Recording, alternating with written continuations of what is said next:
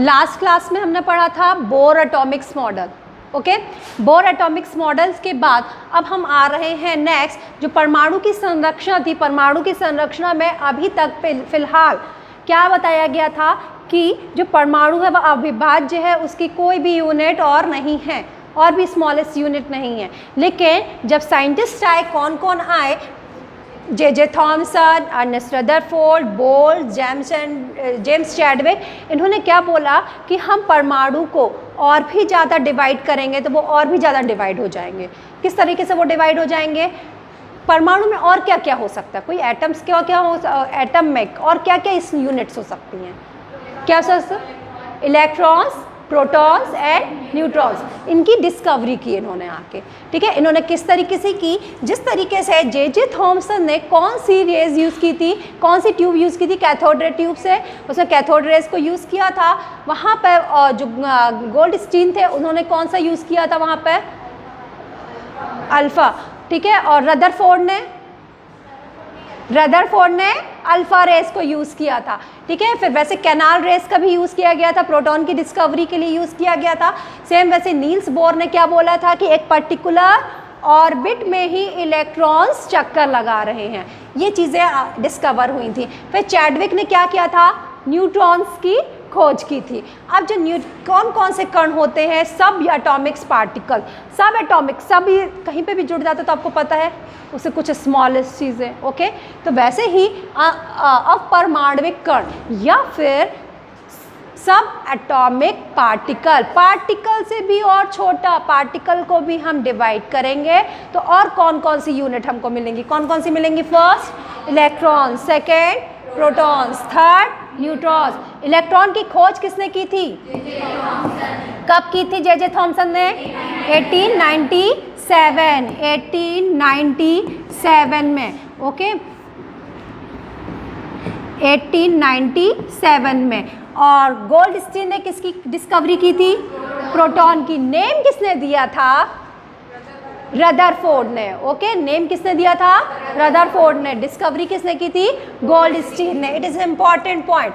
ठीक है, 1886 में। फिर नेक्स्ट है न्यूट्रॉन। न्यूट्रॉन की खोज किसने की थी? चैडविक ने। कब की थी? ये बहुत बाद में। कब? 1932 में। फिर इसके बाद यदि हम द्रव्यमान की बात करें, ठीक है, अब द्रव्यमान में हम आते हैं।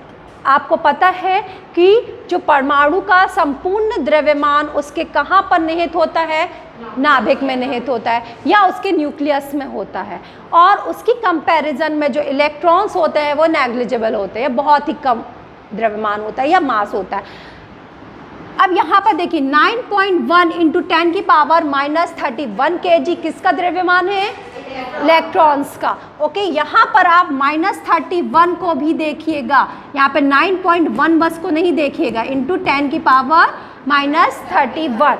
लेकिन यहाँ पर प्रोटॉन और न्यूट्रॉन की बात करें तो न्यूट्रॉन्स का वेट जो होता है वो अप्रॉक्सीमेट थोड़ा सा ज़्यादा होता है प्रोटॉन से, लेकिन दोनों का लगभग इक्वल होता है। कितना होता है? 1.6 × 10⁻27, ये दोनों का वेट होता है। लेकिन यहाँ पर न्यूट्रॉन का 1.6 के बाद 748 इस तरीके से होता है न्यूट्रॉन्स का।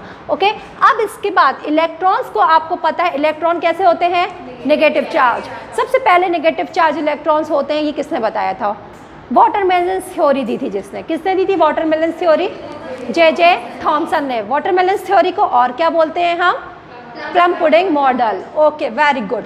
फिर नेक्स्ट है प्रोटॉन। प्रोटॉन क्या होते हैं? Positive charge. जो वाटरमेलन का रेड वाला पार्ट होता है वो क्या होता है? पॉजिटिव चार्ज होता है। ओके, इस और गोल्ड फॉइल में जब हिट किया था अल्फा पार्टिकल्स को तब भी देखा गया कि मोस्ट ऑफ द पार्ट क्या है? ब्लैंक है, और जो नाभिक में है या न्यूक्लियस में पॉजिटिव चार्ज है वो बहुत ही कम है, और वो कहाँ पर है? न्यूक्लियस में है। और न्यूक्लियर की रेडियस जो एटॉमिक रेडियस है उससे बहुत ही कम है। ओके, वहाँ पर क्या है? Positive charge. और न्यूट्रॉन्स में कौन सा चार्ज होता है? कोई चार्ज नहीं होता है, no charge. Neither neutral, neutron is neutral. Okay, next में आते हैं। अब भार की हम बात करते हैं, सबसे ज़्यादा भार किसका होता है? न्यूट्रॉन का, फिर प्रोटॉन का, फिर इलेक्ट्रॉन का। ये आपको डोनेशन पता होना चाहिए। एन को कैपिटल मत बनाइएगा, यहाँ पर पी को कैपिटल ऐसे नहीं बनेगा, इलेक्ट्रॉन को ऐसे स्मॉल में लिखना आपको, स्मॉल लेटर में। ओके, फिर नेक्स्ट है आपका, अब यहाँ पे देखिए ये रिलेटिव चार्ज, रिलेटिव मास, यहाँ पे एटमॉस्फेरिक मास यूनिट दी हुई है प्रोटॉन का, न्यूट्रॉन का और इलेक्ट्रॉन्स का इस टेबल के फॉर्म में। यहाँ पे चार्ज यहाँ पर कूलॉम्स में दिया गया है, कूलॉम्स में प्रोटॉन्स और इलेक्ट्रॉन्स में एकदम इक्वल चार्ज होता है, वो पॉजिटिव होता है और दूसरा नेगेटिव होता है। कितना होता है 1.6 इंटू 10 की पावर माइनस 19 कूलॉम। ओके, यहाँ पर मास की बात की गई है जो आप लोगों को अभी डिस्कस किया जा चुका है। ठीक है, एटॉमिक मास यूनिट। अब एटॉमिक मास यूनिट होती क्या है बताएंगे। एटॉमिक मास यूनिट, देखिए एटॉमिक मास यूनिट क्या होती है, masses of the atoms and subatomic particles are small and a convenient method is used to atomic mass unit। एक 1 AMU इक्वल टू कितना होता है 1.6 इंटू 10 की पावर माइनस 24 ग्राम। Okay, ये क्या है, the masses of the proton and neutron are approximately 1 atomic mass unit। the mass of the electron is about, कितना होता है इलेक्ट्रॉन का एक मास 0.005 AMU, ये यहाँ पर नोट लिखा हुआ है। और ओके, आप इस टेबल को भी एक दो बार देखेंगे, याद हो जाएगा। फिर अब आप इलेक्ट्रॉन की खोज किसने की थी, ओके, इलेक्ट्रॉन की खोज किसने की थी, जे थॉमसन ने। कब की थी जे थॉमसन ने 1897 में। उन्होंने कौन सी ट्यूब यूज़ की थी, कैथोड रे ट्यूब। अच्छा, कैथोड रे ट्यूब में यदि हम कोई भी गैस चेंज करते हैं तो क्या इलेक्ट्रॉन सीधे ही रेखा में मूव करेंगे कि गैस चेंज करने पे कुछ इलेक्ट्रॉन अलग प्रॉपर्टी शोज करेंगे, सेम प्रॉपर्टी शो करेंगे। ओके, लेकिन प्रोटॉन के साथ ऐसा नहीं था, क्योंकि प्रोटॉन के साथ ऐसा नहीं था। यदि हम गैस चेंज करते हैं तो वहाँ पर अलग अलग प्रॉपर्टी शो वो करेंगे। नेक्स्ट है, ये देखिए कैथोड किरणें अत्यंत सूक्ष्म ऋणावेशित कणों से निर्मित है। थॉमसन ने ऋणावेशित कणों को कार्पसल्स कहा और बाद में वैज्ञानिकों द्वारा उन्हें क्या कहा गया, इलेक्ट्रॉन। खोज की थी थॉमसन ने, लेकिन नेम किसी और ने दिया था। ओके, अब है न्यूट्रॉन्स के बारे में देख लीजिएगा। न्यूट्रॉन्स की खोज कब की गई थी, बहुत बाद में। कब की गई थी 1932 में। कब की, किसने की थी, जेम्स चैडविक ने। ओके, इसमें कैसा चार्ज होता है, न्यूट्रल चार्ज होता है, पक्का न्यूट्रल। ओके, कितना मास होता है 1.6 इंटू 10 की पावर माइनस 27। प्रोटॉन से ज़्यादा या कम, ज़्यादा। ओके, इलेक्ट्रॉन से ज़्यादा मास या कम, इलेक्ट्रॉन से भी ज़्यादा। न्यूट्रॉन, प्रोटॉन और इलेक्ट्रॉन में से हम देखें तो न्यूट्रॉन में सबसे ज़्यादा होता है, फिर प्रोटॉन में, फिर इलेक्ट्रॉन में। इलेक्ट्रॉन में कितना मास होता है 9। ओके, ठीक है। अब प्रोटॉन की खोज जो थी वो किसने की थी, गोल्डस्टीन ने। गोल्डस्टीन ने कैनाल रेज, इनको एनोड रेज भी बोलते हैं। ओके, कैनाल रेज यूज़ की थी। कैनाल रेज या कैनाल किरणें भी बोलते हैं इनको, कैनाल किरणें या फिर कैनाल रेज भी बोलते हैं, या इसको एनोड रेज भी बोलते हैं। और इन्होंने फिर इसके बाद जो रदरफोर्ड आए थे, उन्होंने देखा कि ये जो धनावेशित कण है, तो उन्होंने तो ये धनावेशित कणों की खोज सबसे पहले तो गोल्डस्टीन ने कर ली थी। ओके, लेकिन नाम बाद में किसने दे दिया, उन्होंने बोला कुछ धनावेशित कण है, बस इतना बस खोज की थी, किसने, गोल्डस्टीन ने। लेकिन नाम उसने पार्टिकुलर नेम किसने दे दिया फिर जाके, रदरफोर्ड जी ने। क्लियर हो गया। नेक्स्ट है जो परमाणु की त्रिज्या, जैसे हमने ये परमाणु बनाया,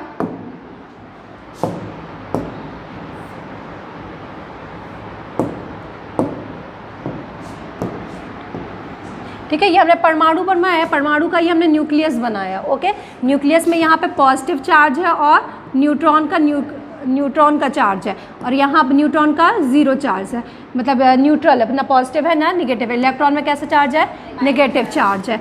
अब यहाँ पर जो न्यूक्लियर की रेडियस है और यहाँ पर एटॉमिक की रेडियस है, इसको किस तरीके से नापते हैं, जो एटॉमिक रेडियस है उसकी 10 की पावर माइनस 10 मिली एंग्स्ट्रॉम, एंग्स्ट्रॉम में मापते हैं, ये अप्रॉक्सीमेट इतना होता है। फिर नाभिक की त्रिज्या को फर्मी में मापते हैं और कितना होता है, फर्मी इक्वल टू क्या होता है 10⁻⁻15 मीटर। क्लियर हो गया, फर्मी का क्या होता है 10⁻⁻15 मीटर। और एंग्स्ट्रॉम में किसको मापते हैं, परमाणु की त्रिज्या को। अब इसके बाद ध्यान रखिएगा कि कितना होता है परमाणु की त्रिज्या नाभिक की त्रिज्या से कितना होती है 10⁵ गुना, मतलब कि 1,00,000 गुना अधिक होती है।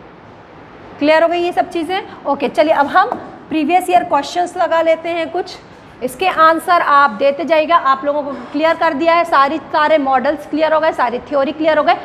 अब ये आप लोगों के लिए क्वेश्चंस।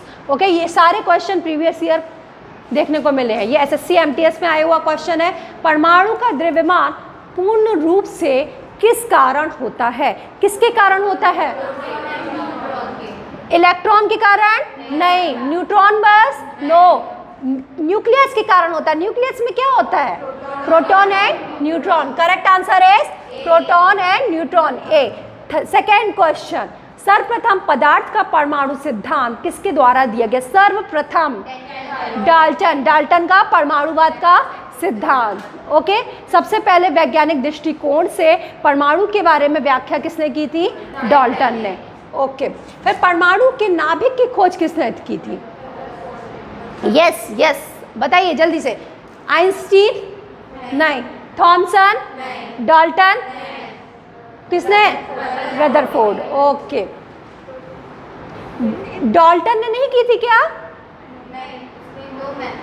उसने नहीं की थी। ओके, प्रोटॉन की खोज किसने की,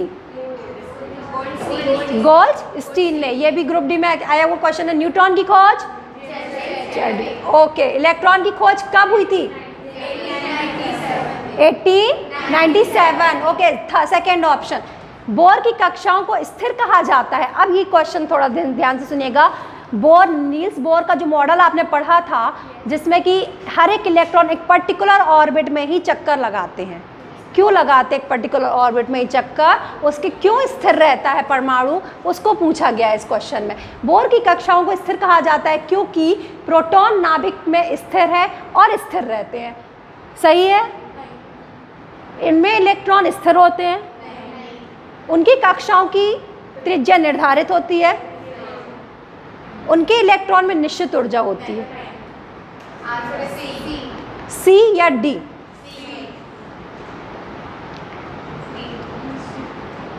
सी या डी। एक बात बताइए, मैंने आपको एक एग्जाम्पल से बताया था, ठीक है, शनि का एग्जाम्पल बताया था जो क्लास में है। ओके, ये हमारा क्या है, घर है, या उसको बोलते हैं हम न्यूक्लियस। ये हमारी कौन सी है, ये कोचिंग वाली है। फिर उसके अंदर हमारा नहीं, ये एग्ज़ाम है ना, नो। फिर कौन सी है, एम। फिर उसके और अंदर जाएंगे तो एल और फिर के। ओके, शनि को मूव, किसको कौन मूव कर रहा है, कौन मूव कर रहा है, शनि मूव कर रहा था। यस, शनि मूव कर रहा था। शनि इस ऑर्बिट में क्यों मूव कर रहा है, क्योंकि उसकी एनर्जी का लेवल हाई है। किसकी एनर्जी क्या है उसके लिए। अब यहाँ पर यदि मान लो पूजा मूव कर रही है, ये वाले में एम में पूजा बैठी हुई है, ठीक है, एल में कोई और बैठा हुआ है। क्यों अलग अलग कक्षा में बैठे हुए हैं, क्योंकि उनकी एक पर्टिकुलर एनर्जी है, इसलिए वो स्थिर हैं। क्लियर हो गया ये सभी को, सभी की एक पर्टिकुलर एनर्जी है, वो अपने जैसे जैसे एनर्जी लेवल को हाई करेंगे वो और हाई ऑर्बिट में जाते जाएंगे। क्लियर हो गया सभी को। ओके, नेक्स्ट क्वेश्चन, ये सिली मिस्टेक मत करिएगा क्वेश्चन। ओके, रदरफोर्ड के परमाणु मॉडल के संबंध में निम्नलिखित में, ये SSC CHS में क्वेश्चन आया हुआ है 23 में। रदरफोर्ड के परमाणु मॉडल के संबंध में निम्नलिखित में से कौन सा कथन सही नहीं है, बताइए जल्दी से। परमाणु के आकार की तुलना में नाभिक का आकार बहुत बड़ा होता है, गलत है। ओके, इलेक्ट्रॉन नाभिक के चारों ओर वृत्ताकार पथ में घूमते हैं, सही है। ओके, परमाणु में एक धनावेशित केंद्र होता है जिसे नाभिक कहा जाता है, इज राइट। परमाणु का लगभग संपूर्ण द्रव्यमान नाभिक में रहता है, ये भी सही है। कौन गलत पूछा हुआ है? ए। Okay, very good. फिर क्या आता है कि अपन नहीं वाला सेंटेंस को जब भी आए तो आप इसको हाईलाइट करके रख लीजिए पेपर में, ठीक है। इसको ध्यान से, नहीं नहीं नहीं। ओके, क्या होता है अपन ने सही नहीं है तो अपन दिमाग में रहता है कि हमको क्या करना है, सही वाला टिक करना है। अपन ने फर्स्ट वाला पढ़ा नहीं है, सेकंड वाले में अपन पहले टिक करते क्योंकि अपन को सही लगता है, नेक्स्ट में अपन नहीं पहुंच पाते हैं। क्लियर है? ये आपके साइंस में बहुत अच्छे वेटेज क्वेश्चन रहते हैं कि आपको वन लीनियर फैक्ट पे मोस्टली क्वेश्चन मिलते हैं आपको, रेदर आपको उसमें फिजिक्स या केमिस्ट्री में कुछ थोड़े छोटे मोटे न्यूमेरिकल्स मिले तो मिले, नहीं तो आपको आप पढ़ के आराम से जल्दी फास्ट क्वेश्चन टिक कर सकते हैं ताकि आपका मैथ्स और रीजनिंग के लिए टाइम बहुत ज़्यादा सेफ रहे। ओके, वहाँ के लिए आपको ज़्यादा लेना पड़ेगा टाइम, मैथ्स और रीजनिंग के लिए। बाकी आप ये साइंस वगैरह में ज़्यादा टाइम लगाने वाला काम मत करिएगा। नेक्स्ट है, परमाणु की प्रभावी त्रिज्या कितनी होती? परमाणु की प्रभावी त्रिज्या, परमाणु की पूछा है, नाभिक की नहीं पूछा है। कितनी? 15 मीटर या 10 मीटर? देखिए हमने क्या पढ़ा था, अभी पढ़ा है बाबा, एंग्स्ट्रॉम में। Okay, -10 meter. और किसकी होती है 15? नाभिक की। ओके, नाभिक की त्रिज्या। फिर नेक्स्ट है, थॉमसन के परमाणु मॉडल के संबंध में निम्नलिखित में से कौन सा सही नहीं है? सही नहीं, सही है। ओके, परमाणु धनात्मक आवेशित गोले का बना होता है, सही है क्या? और उसमें इलेक्ट्रॉन फंसे होते हैं। यस, इलेक्ट्रॉन उसमें फंसे हैं। यस, उसमें बीज फंसे हुए जो आपको नेगेटिव सेंस देते हैं। परमाणु वैद्युतिक रूप से उदासीन होता है, सही है। कौन सा answer? D, first and second both. ये भी क्वेश्चन आया हुआ है। फिर एनटीपीसी का ये क्वेश्चन है, देख लीजिएगा। रदरफोर्ड के अल्फा कट प्रयोग से पता चला कि परमाणुओं में क्या होता है? नाभिक। ओके, नाभिक होता है। फिर नेक्स्ट है, प्रोटॉन की खोज किसने की थी? गोल्डस्टीन। ओके, न्यूट्रॉन की खोज, इलेक्ट्रॉन की खोज कब की गई थी? 1897 में। ओके, आज हमने पूरी थ्योरीज कंप्लीट की। ओके, उनके पूरे मॉडल्स कंप्लीट करे, थ्योरीज कंप्लीट करी और सारे previous year question related to this topic complete किया है। ओके, नेक्स्ट अब हम क्या पढ़ेंगे? नेक्स्ट हम पढ़ेंगे इलेक्ट्रो ऑर्बिट क्या होती है, सबशेल क्या होती है, शेल क्या होती है, ऑर्बिटल्स क्या होते हैं, हुंड का नियम, अफबाउ का नियम पढ़ेंगे। और उसके बाद क्वांटम थ्योरी क्या होती है, क्वांटम नंबर क्या होते हैं, प्रिंसिपल, एजिमुथल, मैग्नेटिक और स्पिन क्वांटम नंबर के बारे में पढ़ेंगे। क्लियर हो गया? चलिए पॉज कर देना।